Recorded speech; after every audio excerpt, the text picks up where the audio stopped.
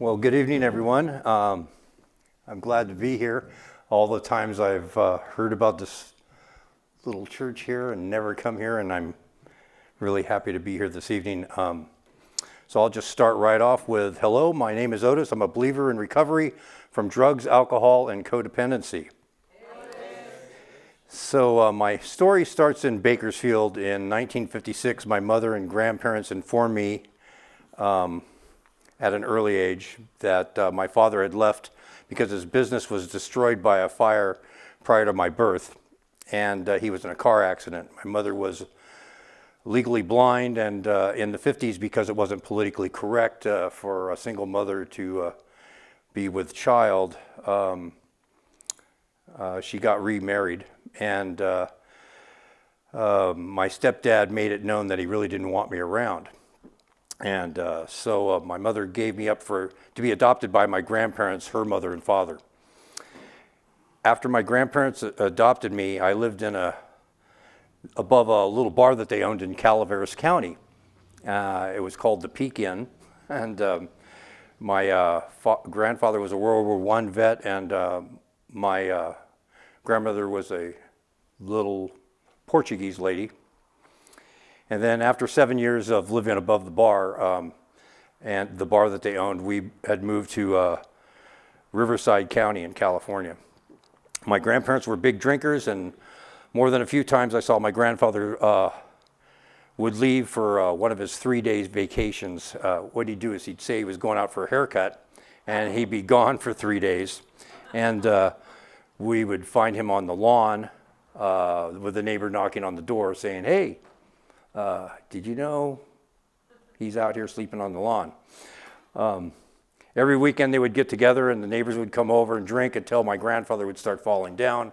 After the neighbors left, my grandparents would get in huge arguments. I remember one time vividly, and I'm about 6 years old, but I remember my grandfather with my grandmother's knee or back over his knee, threatening to break her back. And of course, being a child, having no way to handle this, obviously I was just crying and running to my room. This is Psalms 32:7. You are my hiding place in trouble, and you surround me with songs of deliverance. That verse was important to me in writing this because while I was in Riverside, or in a little town called Norco outside of Riverside, I met these folks, the Hernandez family, Shay and Vanjie. They became sort of like my adopted parents. And they would take me to church, and that was my first experience with church, and at a young child I accepted Christ. And that went on for a while, but when I was 11, because I had the desire to be closer to my mother who lived in Santa Cruz, my grandparents sold their house, and we moved to Santa Cruz, and then I started attending a church like the sister church of the place I was attending in Southern California. The two brothers were going to a Christian school that I met at this church, and I wanted to go. My grandparents couldn't afford it, and I managed to get a part-time job at 11 years of age, working in a cabinet shop that was on the school grounds, cleaning it up at night, and the business was paying for my tuition. I was constantly living with the underlying fear that my grandparents would show up to a function. I mean, it's not only a school, but it's a church school.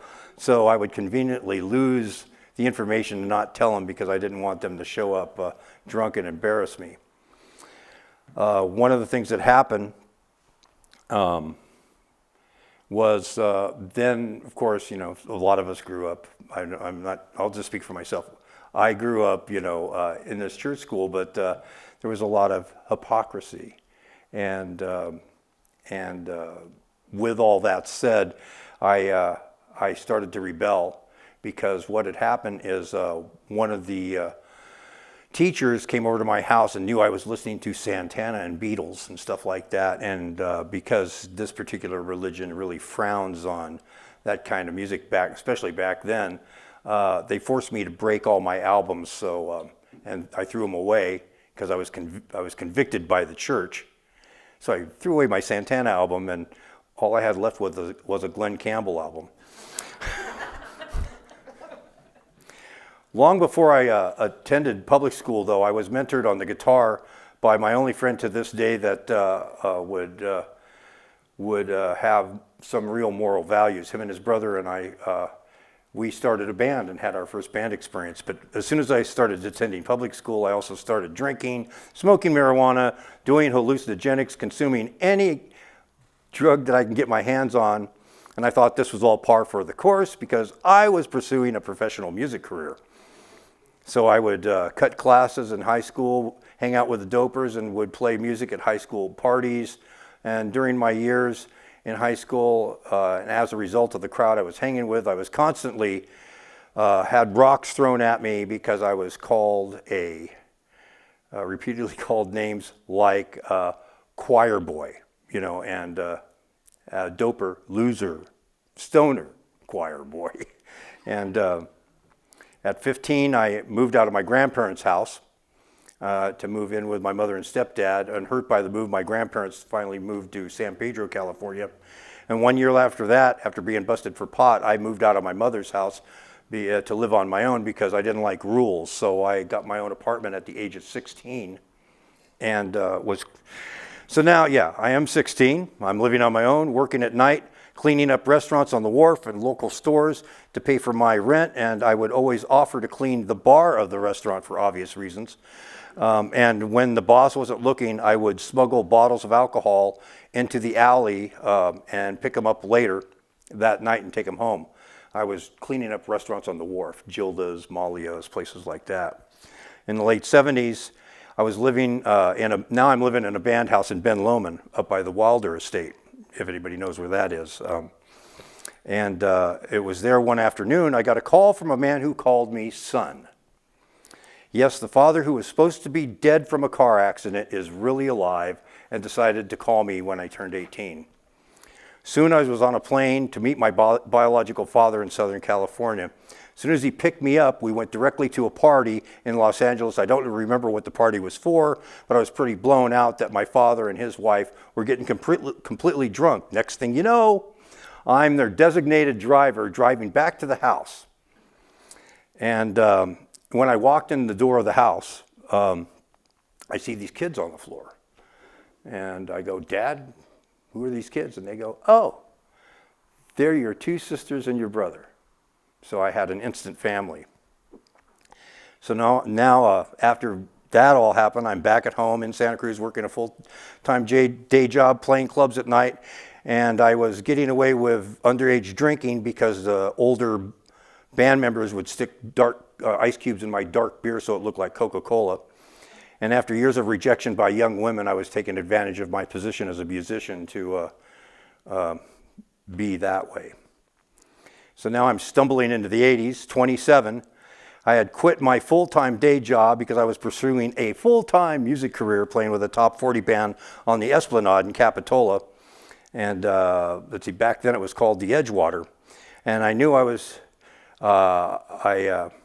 met my first wife there.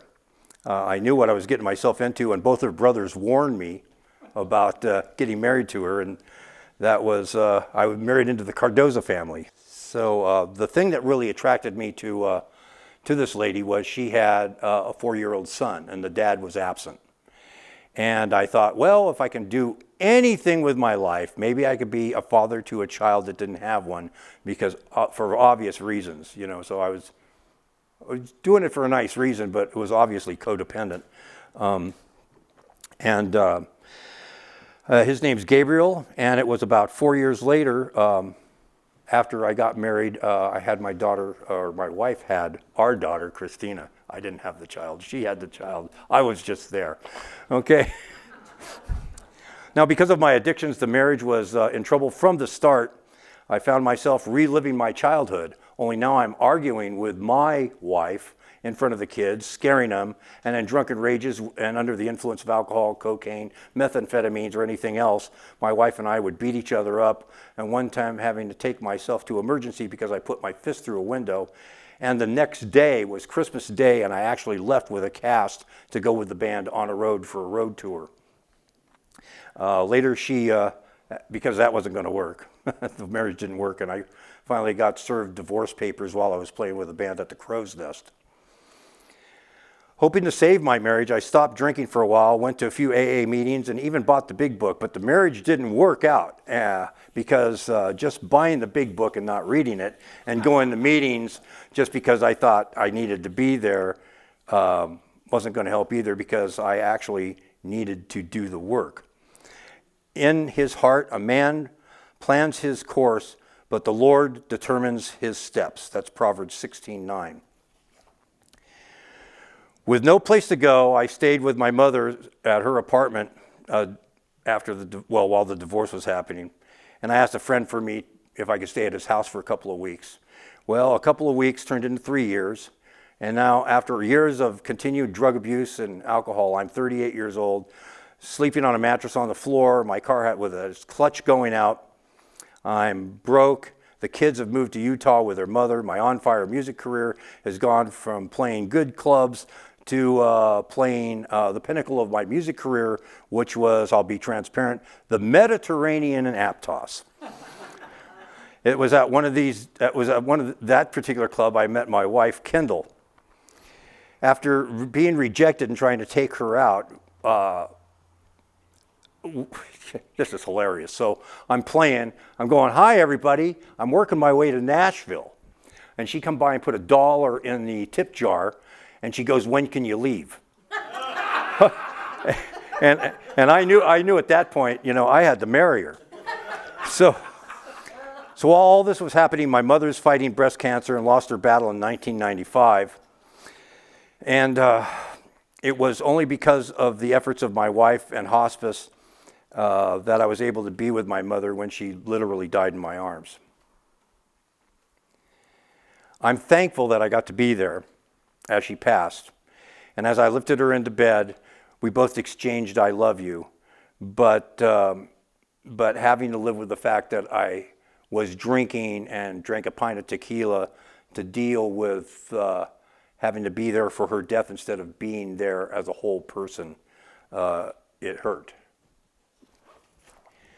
My downward spiral continued. The clubs that used to call me stopped. Other bands wouldn't call me for fill-in gigs either. My reputation had turned into a drunken barfly musician. My bar tab at local watering holes was always between $100 and $200 a week. I continued to try to fool myself by thinking, well, hey, I'm playing the gig, I'll break even. That didn't work. And then finally in 1995, April 5th of 1995, I got my first DUI.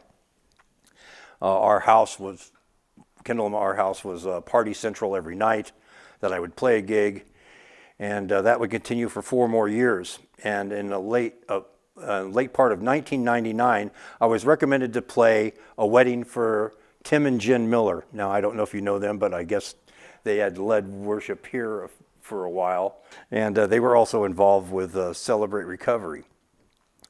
Tim and Jen came over to talk to me about playing their wedding, and I had an idea they were in recovery, but I didn't know that they also went to church. I did my best to cover up the smell of marijuana. Well, back then it was Paraquat. I tried to cover up the smell of marijuana, but the thing that I remember that I didn't do was clean the Coke lines off of my Budweiser mirror that was on the wall. But surprisingly, they hired me anyway. Soon after Tim and Jen's wedding, I got ill with a fever that would range from 99 to 100. It wouldn't go away for weeks. I was sick and on my back. The doctors couldn't figure out what was going on, but a chest x-ray revealed a spot on my lung. Now I've hit bottom, so my bottom's a medical bottom. What have I done with my life? What kind of example have I been to my kids? What have I done? Have I done anything good? Have I really just partied my life away, and now I'm probably got cancer and I'm going to die?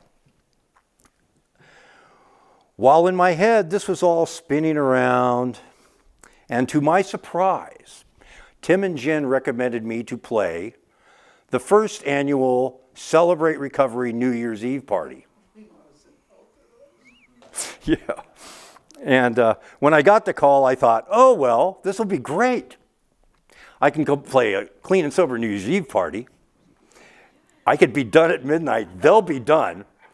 I can get my money and my equipment. I could stop at the Med 3 blocks from my house and party on. Yeah, sounded good. Yeah, was I in for a surprise? Well, at the party, because I had a real problem with Christianity, because I got tired of being condemned. My idea of, everybody was condemning me to hell through my other religious experiences. My idea of a Christian was a guy that was pointing his finger at me, telling me that I was going to go to hell. And honestly, I thought, if I'm going to go to heaven and be next door to him, I would just as soon go to hell, because I was not going to be next door to that guy.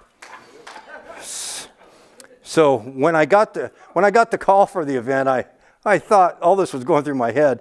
But the night of the party, strange but true, I saw Christianity at its finest, with people who really cared about each other. And best of all, they weren't judging me. They were a different kind of Christian, because they were a Christian in recovery.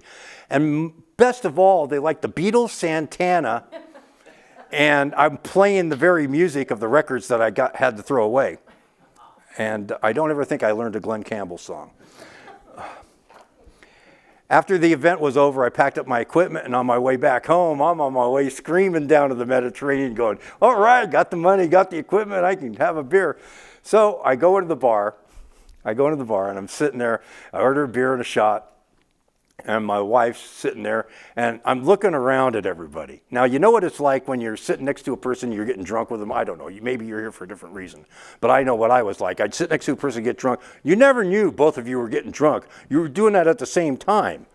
But going in stone straight on New Year's Eve and seeing everybody so drunk that they're falling over and almost puking on themselves is quite an experience. So I took a sip of my beer and put it down, and then my little wife, Kendall, looks at me, and she goes, doesn't seem the same anymore, does it, Otis?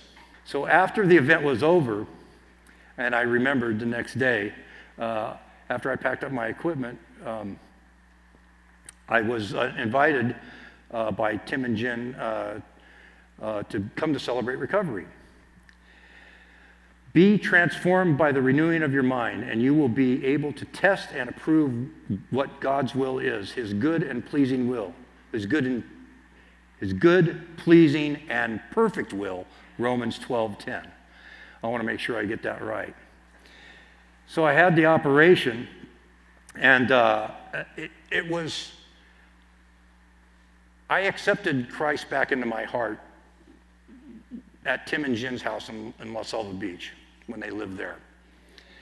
It was like, did you do the prayer? Oh, yeah, I did the prayer. Okay, well, you want to do it again to make sure? It's like, okay. So, but it was the first time in my head where until then it was always, oh God, get me out of this one. I promise to be good. Oh God, just get me out of, and then as soon as everything's fine, I'm like, oh yeah, got out of that one. This was the first time that I actually said, God, I promise to do what you would have me do from this point forward. It was no deals. I just totally surrendered. So during the operation, who do you think was in the waiting room? It was Jen, Janice, Tim came by, Ron came by, all these people came by. Not any of my bar buddies, a few of my musician friends. And and by the way, when they removed the spot from my lung, it turned out to be a non-malignant granuloma caused by coccidiomycosis, which is also known by valley fever. So they removed a third of a lung, and I could still ride a bike and do everything. At Celebrate Recovery, now that I'm going to Celebrate Recovery, I dove right into the steps, got a sponsor, took directions, went to outside meetings, was told by my sponsor for a while, go to a meeting, sit on your hands, and shut up. And I listened in small groups until I felt comfortable, until I felt like, it's time for me to start sharing. Later, Kendall would follow my lead, and we both got into leadership with Kendall and me, even co-leading step study classes. One of my greatest joys was being able to play with the worship team together with Tim and Jen and the band, and we got to go to prisons. Yeah, there we are. That's, what was that? That was... Huh? No, that wasn't Soledad. Oh, that was Folsom Prison. Yeah, everybody wanted us to play here's a short story I got to tell you. So anyway, we're in the prison, and little Kendall used to go with me. And this is a funny thing. And she'd get up there and read a verse or something like that. And she got up there, And we're all listening, because we don't know what she's going to say. And she goes, you know, when I come to prison, I feel at home. And everybody's going, what in the heck is she talking about? And she goes, I grew up in the projects in San Francisco, and I think they used the same architect. So after 10 years of marriage, Kendall and I went through a hard time and separated for a year, but we worked through it, and the challenges, we went to counseling. And what we had learned from working the steps and counseling, we got back together, and our marriage was tighter than it's ever been. The strength of our marriage was needed because less than a year after our reconciliation and we moved back in together, little Kendall was diagnosed with lung cancer. And 2 years later, Kendall would lose her battle. I wrote this down this way. And 2 years later, the cancer would lose its battle to Jesus on November of 2011. During Kendall's battle with cancer and how God provided for us during those 3 years is a testimony in itself. There isn't enough time for me to share the incredible 12-hour miracles that happen over and over and over again so I can care for her. I'm standing here living proof that God's love and power here on earth. I'm just going to be grateful for all of that through all the difficult times that I went through and all the help that I got from all my brothers and sisters in recovery and at my church. Less than a year after Kendall's passing, I made a decision to marry Ginger. Looking back, I realize now, and this is something I haven't talked about until now publicly, really, but I realize now that I was not in the right headspace to make such a significant commitment. I love Ginger, but the challenges that arose in our marriage were a direct result of my inability to fully heal from the loss I experienced from losing Kendall. I made amends to Ginger when we got divorced 3 years later, not knowing she ever forgave me. But fortunately, the steps have taught me to learn to forgive myself. Romans 3:23-24 says, "For we all have sinned, all fall short of God's glorious standards. Yet now God, in his gracious kindness, declares us not guilty. He has done this through Jesus Christ, who has freed us by taking away our sins." So I've been working for some time in my recording studio with this lady named Trudy. I've been working on our music, and our friendship was just professional over the last 5 years while all this other stuff was going on. But now we both found ourselves single. In my wildest dreams, I never thought Trudy and me as an item because she was way out of my league. But as fate would have it, we fell in love and we took our relationship to the next level and got married. It was a decision that filled both of us with joy and excitement for the future. But in her words, she said, "I'm glad you got into recovery because otherwise, Otis, you would have never stood a chance." And that serves as a reminder of the transforming power and commitment that working the steps can do. Trudy has been a source of strength and support for me, and I was able to accomplish many things that I couldn't do. Behind every good man is a good woman. And I was able to have a corporation that I ran, and I'll be thankful for that. So also, we'll be celebrating 10 years of marriage this November.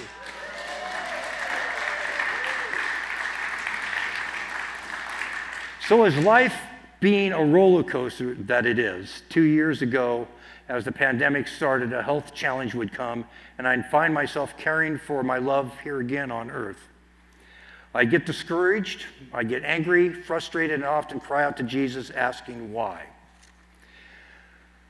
But Jesus, let's hear it. But Jesus. Yeah. And the tools that I've learned from the 12 steps continue to give me the strength to deal with life on life's terms. After running my business for as long as I could, from the help of a brother in Christ, Manny, who was like instrumental in me keeping the business going while we're dealing with what am I going to do, I was encouraged by my sponsor to close the business so I could be the husband God would want me to be.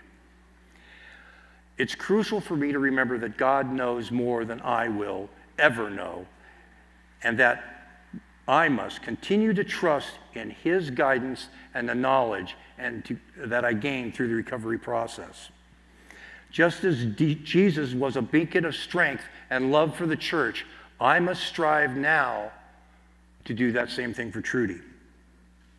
Trust in the Lord with all your heart, lean not onto your own understanding, and in all your ways acknowledge Him, and He will make your paths straight. Proverbs 3, 5, and 6.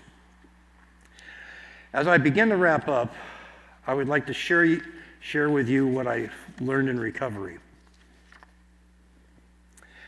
First, I admitted I needed help.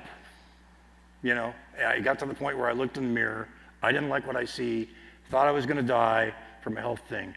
So as soon as I admitted that I was a mess, as soon as I stopped living the lie and admitting the truth to myself and those I trust and quietly asked God to forgive me while I say I'm sorry, I found immediate comfort in that admission.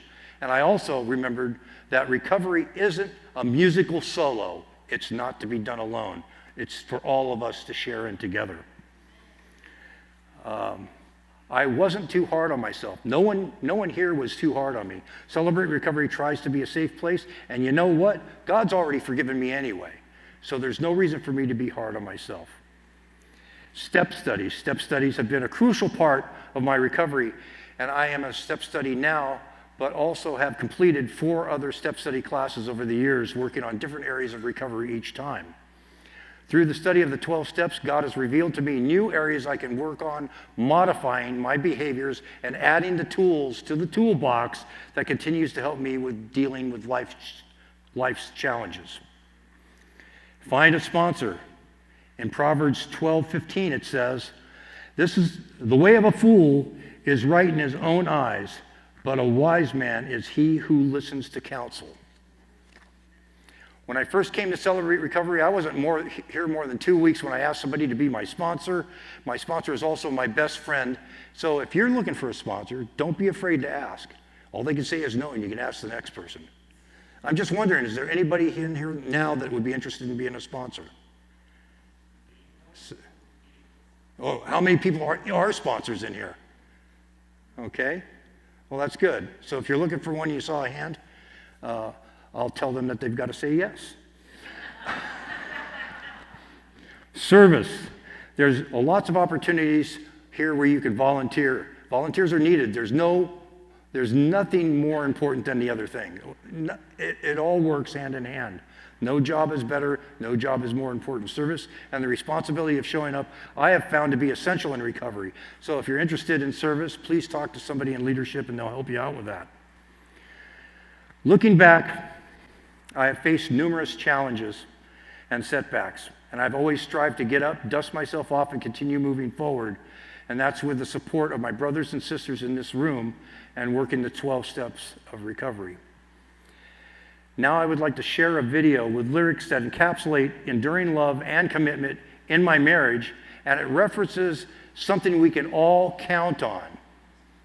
If we're scared, we can always count on this one thing, that God always makes a way.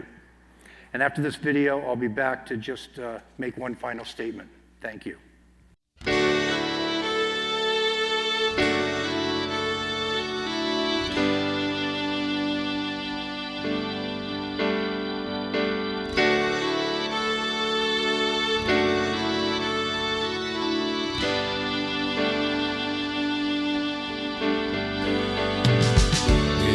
Seems like yesterday, sharing rings and saying I do.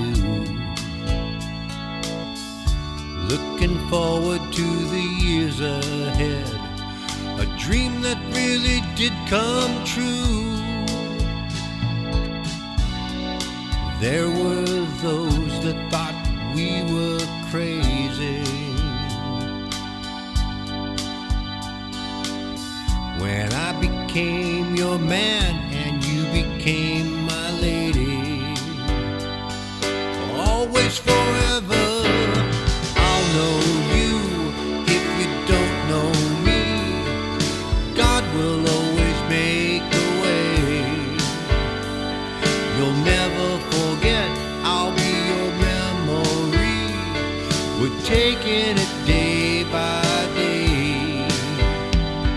You're my best friend, gonna see this through. I will be here for you.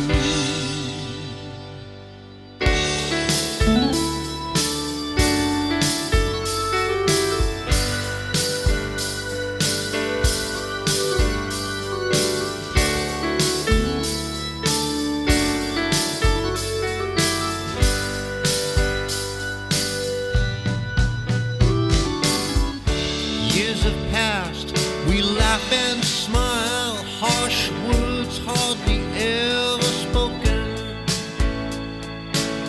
The kids glimmer in your eyes, a mother's love that's never been broken. Time goes by, our lives are slowly changing.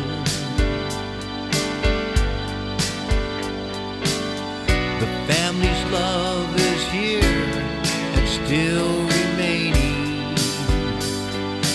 Always forever, I'll know you. If you don't know me, God will always make a way. You'll never forget, I'll be your memory. We're taking it day by day.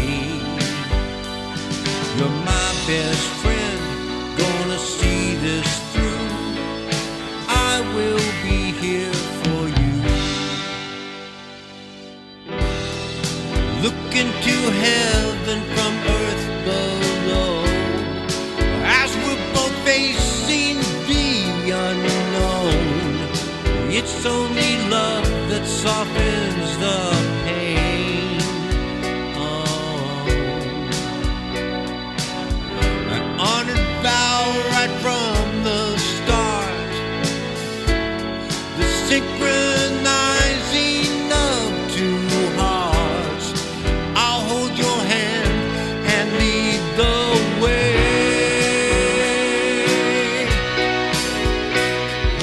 I'll know you if you don't know me. God will always make a way. You'll never forget, I'll be your memory. We're taking it day by day. You're my best friend, gonna see this through. I will be here for you. I'll know you if you don't know me. God will always make a way. You'll never forget, I'll be your memory. We're taking it day by day. You're my best friend, gonna see this through. I will be here for you.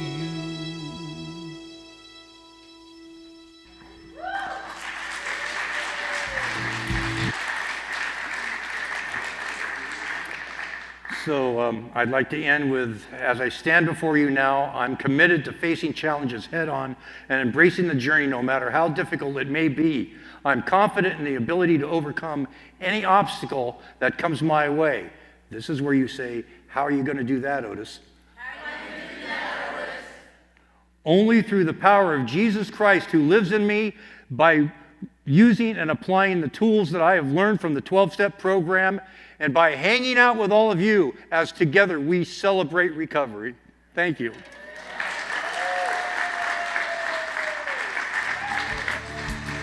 Santa Cruz Celebrate Recovery meets every Friday night at 7 p.m. We're located at Christian Life Center, 1009 Mission Street in Santa Cruz, California. If you live near Santa Cruz or just visiting the area, we warmly invite you to attend. To learn more, you can visit our page on Christian Life Center's website at clcsantacruz.org/celebrate-recovery. We hope this video has been encouraging to you, and thank you for watching.